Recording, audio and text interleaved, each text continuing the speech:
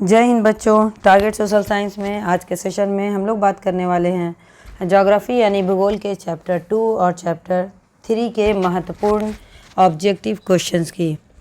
Chapter 2 है हमारा agriculture यानी कि कृषि और चैप्टर 3 है हमारा निर्माण उद्योग कंस्ट्रक्शन इंडस्ट्री। तो चलिए शुरुआत करते हैं चैप्टर 2 से यानी कि कृषि से। चर्चा करेंगे हम लोग उन महत्वपूर्ण क्वेश्चंस की जो बार बार बोर्ड परीक्षा में पूछे जाते हैं और उम्मीद करती हूँ कि इससे बाहर कोई भी प्रश्न नहीं पूछा जाएगा। चलिए वीडियो की शुरुआत करते हैं क्वेश्चन नंबर 1 के साथ। पहला क्वेश्चन है हमारा, भारत में सर्वाधिक क्षेत्रफल पर किस फसल की खेती होती है? तो भारत में सर्वाधिक क्षेत्रफल पर चावल की खेती की जाती है। अगला क्वेश्चन है हमारा, कर्तन एवं दहन कृषि को अन्य किस नाम से जाना जाता है? कर्तन और दहन कृषि को और झूम कृषि कहकर भी पुकारा जाता है। इसके कई नाम हैं बच्चों। एक नाम है कर्तन और दहन कृषि, दूसरा नाम है झूम कृषि, इसका एक और नाम है उसे हम कहते हैं स्थानांतरणशील कृषि, क्योंकि इसमें कृषि जो है एक स्थान से दूसरे स्थान तक की जाती है। यानी एक स्थान पर जो कुछ आदिवासी समूह होते हैं या जनजातीय समूह होती है वो जाती है, जंगलों को साफ करते हैं और वहाँ पे कृषि कार्य करते हैं और कुछ समय तक वहाँ कृषि करने के बाद फिर उस स्थान को छोड़ देते हैं और दूसरी जगह स्थानांतरित हो जाते हैं। इसीलिए इसे हम लोग क्या कहते हैं, स्थानांतरणशील कृषि भी कह के पुकारते हैं। इसके अलावा इस कृषि के अलग अलग क्षेत्रों में अलग अलग भी नाम है। कहीं इसे मिल्पा, कहीं रे, कहीं चेना, कहीं अन्य नामों से भी जाना जाता है। चलिए आगे का क्वेश्चन देखते हैं। अगला क्वेश्चन हमारा, मूंगफली किस प्रकार की फसल है? मूंगफली जो है बच्चों वह मुख्य रूप से खरीफ की फसल है। हालांकि खरीफ के अलावा मूंगफली जो है रबी और जायद के समय में भी उगाई जाती है, लेकिन मुख्य रूप से मूंगफली खरीफ की ही फसल है। अगला क्वेश्चन है हमारा, सामुच्च जुताई कहाँ की जाती है? तो सामुच्च जुताई जिसे हम सीढ़ीदार खेती के नाम से भी जानते हैं, ये जुताई पहाड़ी क्षेत्रों में की जाती है। अगला क्वेश्चन हमारा, दक्षिण भारत में सर्वाधिक गन्ना उत्पादक राज्य है? तो दक्षिण भारत में महाराष्ट्र जो है वो सर्वाधिक गन्ना उत्पादक राज्य है। अगला क्वेश्चन है हमारा, औस प्रकार है? औस जो है बच्चों वो धान का एक किस्म है। अगला क्वेश्चन है, निम्न में से कौन भारत का सर्वाधिक चाय निर्यातक पत्तन है? तो चाय का निर्यात मुख्य रूप से कोलकाता बंदरगाह से किया जाता है। अगला क्वेश्चन है हमारा, भारत में बफर स्टॉक कौन बनाता है? तो भारतीय खाद्य निगम के द्वारा बफर स्टॉक बनाया जाता है। नेक्स्ट क्वेश्चन है हमारा, निम्न में से कौन दलहनी फसल नाइट्रोजन का स्थिरीकरण नहीं करती है? यहाँ पर वायुमंडलीय छूटे हुआ है। निम्न में से कौन दलहनी फसल वायुमंडलीय नाइट्रोजन का स्थिरीकरण नहीं करती है? सही जवाब है राजमा। राजमा के अलावा ये जितनी भी दलहन फसलें हैं ये सब के सब वायुमंडलीय नाइट्रोजन का स्थिरीकरण करती हैं। केवल राजमा नाइट्रोजन का स्थिरीकरण नहीं करता है। अगला क्वेश्चन है, निम्न में से कौन रोपण फसल का उदाहरण है? तो रबर, चाय और गन्ना ये तीनों के तीनों रोपण फसल है, इसीलिए सही जवाब होगा इनमें से सभी। अगला क्वेश्चन है, धान का एक प्रकार है औस, अमन और बोरो, ये तीनों किस्में जो है वो धान की ही किस्म है, तो सही जवाब होगा इनमें से सभी। अगला क्वेश्चन है हमारा, ऑपरेशन फ्लड क्या है? ऑपरेशन फ्लड का संबंध डेयरी विकास के साथ है। अगला क्वेश्चन है हमारा, भारत की प्रमुख खाद्यान्न फसल कौन है? तो भारत की प्रमुख खाद्यान्न फसल बच्चों यहाँ पे धान है। नेक्स्ट क्वेश्चन है हमारा, निम्न में से कौन रोपण फसल नहीं है? तो रबर, गन्ना, चाय ये रोपण फसल है, तो सही जवाब होगा धान। धान रोपण फसल नहीं है। नेक्स्ट क्वेश्चन है हमारा, निम्नलिखित में से कौन रबी फसल है? धान, ज्वार, गेहूं या जूट? तो गेहूं जो है वो रबी की प्रमुख फसल है। नेक्स्ट क्वेश्चन है हमारा, दाल किस पौष्टिक अंश का स्रोत है? तो बच्चों दाल में मुख्य रूप से प्रोटीन पाया जाता है, तो दाल जो है वो प्रोटीन पौष्टिक अंश का मुख्य स्रोत है। नेक्स्ट क्वेश्चन है हमारा, चावल है खरीफ, रबी फसल, जायद फसल। तो चावल जो है वो खरीफ की प्रमुख फसल है। नेक्स्ट क्वेश्चन देखते हैं, सोपानी कृषि किस राज्य में प्रचलित है? तो सोपानी कृषि चूँकि पर्वतीय भाग में की जाती है, इसीलिए सही जवाब होगा उत्तराखंड, क्योंकि उत्तराखंड जो है वो पर्वतीय भाग में स्थित राज्य है। नेक्स्ट क्वेश्चन है हमारा, निम्नलिखित में खरीफ फसल कौन है? तो बच्चों खरीफ की प्रमुख फसल इनमें चावल है। ये क्वेश्चन को आपने देखा है कि खरीफ फसल से संबंधित यह यूँ कहा जाए कि चावल से संबंधित जो क्वेश्चन है वो वेरी वेरी इंपॉर्टेंट क्वेश्चन है। चलिए बढ़ते हैं अपने तीसरे चैप्टर की तरफ, जिसका नाम है निर्माण उद्योग यानी कि कंस्ट्रक्शन इंडस्ट्री, और देखते हैं इसके महत्वपूर्ण प्रश्न उत्तर को। क्वेश्चन नंबर 1 है हमारा चैप्टर 3 से, भारत का प्रथम उर्वरक संयंत्र कहाँ स्थापित किया गया था? तो रानीपेट तमिलनाडु में भारत का प्रथम उर्वरक संयंत्र स्थापित किया गया था। अगला क्वेश्चन है हमारा, भिलाई स्टील संयंत्र किस देश के सहयोग से स्थापित किया गया था? तो इसका सही जवाब होगा कि भिलाई की स्थापना रूस के सहयोग से स्थापित की गई थी। भिलाई स्टील संयंत्र जो है उसकी स्थापना रूस के सहयोग से हुई थी। अगला क्वेश्चन है हमारा, भारत के सार्वजनिक क्षेत्र के सभी लौह इस्पात संयंत्रों का प्रबंध किसके अधीन है? तो भारत के जो सार्वजनिक लौह इस्पात यानी आयरन स्टील इंडस्ट्री जो है वो सेल के अधीन है। सेल क्या है बच्चों?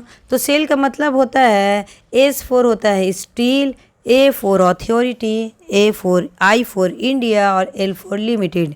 Steel authority of India limited यानी सेल के अंतर्गत ही भारत के सभी लौह इस्पात संयंत्रों का प्रबंध किया गया है या देखा जाता है। अगला क्वेश्चन की तरफ बढ़ते हैं, भारत में सर्वप्रथम आधुनिक सूती मिल, कपड़े की मिल कहाँ स्थापित की गई? तो बच्चों भारत में जो सूती कपड़ा है उसकी आधुनिक मिल की स्थापना सबसे पहले कलकत्ता में की गई थी। नेक्स्ट क्वेश्चन है हमारा, अगला क्वेश्चन है हमारा कि Visvesvaraya iron and steel limited कहाँ स्थित है? तो बच्चों Visvesvaraya iron and steel limited जो है वो भद्रावती में स्थित है। अगला क्वेश्चन की तरफ बढ़ते हैं। नेक्स्ट क्वेश्चन हमारा, भारत में पहला कपड़ा मिल कहाँ स्थापित किया गया था? तो भारत में पहले कपड़े मिल की स्थापना हुई थी बच्चों महाराष्ट्र में। नेक्स्ट क्वेश्चन की तरफ बढ़ते हैं, निम्न में से कौन सूती वस्त्र उत्पादन में अग्रणी है? कोलकाता, नागपुर, मुंबई या सूरत? तो सही जवाब है इसका कि सूती वस्त्र उत्पादन में अग्रणी क्षेत्र जो है वो मुंबई है। नेक्स्ट क्वेश्चन की तरफ बढ़ते हैं, अधिकांश लौह इस्पात केंद्र भारत के किस क्षेत्र में स्थापित हुए? तो अधिकांश लौह इस्पात केंद्र जो है वो दक्कन के पठारी भाग पर स्थापित हुए हैं। इसका कारण क्या है? इसका कारण ये है बच्चों कि लौह इस्पात के उत्पादन के लिए क्वेश्चन है बच्चों हमारा कि अधिकांश लौह इस्पात केंद्र भारत के किस क्षेत्र में स्थापित हुए? तो इसमें ऑप्शंस दिए गए हैं, दक्कन का पठार, पश्चिमी तट, हिमालय क्षेत्र, इनमें से कोई नहीं।